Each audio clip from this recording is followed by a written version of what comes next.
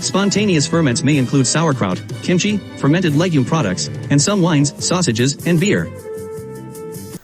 Okay, I'm going to show you guys how to make a lacto-fermented sauerkraut out of this head of cabbage and this dish of salt. So the reason this is called lacto-ferment is because it relies on the lactobacillus bacteria, which will be another part of this presentation. Fermented foods may contain yeast, fungi, and beneficial bacteria. Lactic acid bacteria are the largest genera found.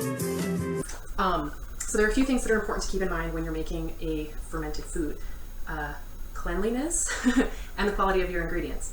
Now, with other ferments, the cleanliness of the environment and your containers and your food is like super important because you don't want to have competing bacteria within the ferment. But in sauerkraut, they've done studies that show that the bacteria in the environment and the bacteria on the ingredients do not play a large role in the fermentation process. So with sauerkraut, it's kind of a foolproof beginner ferment. And sauerkraut's kind of amazing because you can take a cabbage and you can make it last a really long time and actually improve its nutritive qualities by fermenting it.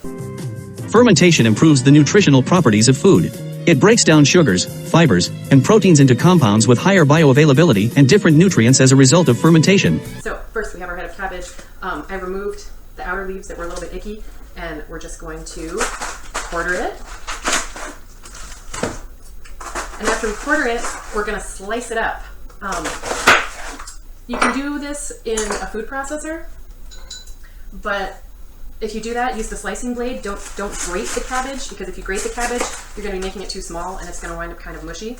So right now I'm just coring the cabbage, taking the kind of hard, weird little bit out of the middle. And we're going to cast that aside, feed it to the chickens, and then we're just going to slice this up.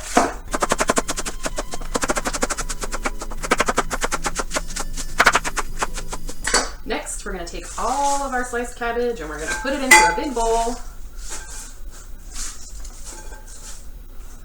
Maybe this bowl's not big enough. I'm going to put it into a big bowl, and I've got about 3 tablespoons of sea salt in here, and this is a little bit less than 5 pounds of cabbage.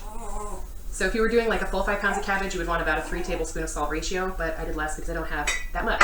Now, my potato masher has walked off, so I'm using just this macerator, which isn't quite ideal, but you kind of want to beat the cabbage up a little bit. You want to bruise it. Do you guys hear my dog fussing? She really likes cabbage.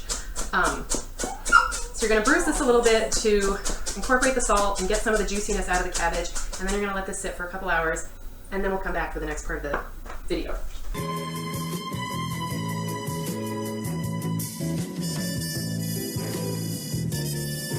Okay, so we're back in here and we've got our cabbage mixture, our sauerkraut, which is kind of juicy. It's not quite as juicy as I was hoping for, but it's been sitting here for a couple of hours, and I'm going to put it in this jar, and then we're going to cover it up with a nice airtight seal and leave it until sometime tomorrow, and then we're going to look at it again. We can look at it together and see if it's doing what we want it to, because if it's not, we're going to have to put some brine on top of it. My dog is still begging for cabbage. But anyway, we're going to pack the cabbage in this jar super tight, try and get all the air out, and then let it rest some more. Because with ferments, basically the main goal is to just leave it to do its thing. Ooh, you can actually, I don't know if you guys can see this, at the bottom of the bowl there's all this nice like cabbage juice. So right now that should be full of salt and acid, which is really what's happening when we smush up the cabbage and add the salt to it, which makes a nice environment for the lacto-fermentation to... As soon as a plant is harvested, the number of microorganisms increases. Lactic acid bacteria, most commonly Leuconostoc mesenteroids, are found on all plants. Leuconostoc mesenteroids initiate fermentation, creating carbon dioxide, which reduces the pH of the ferment environment. The acidic brine is then an ideal environment for Lactobacillus plantarum.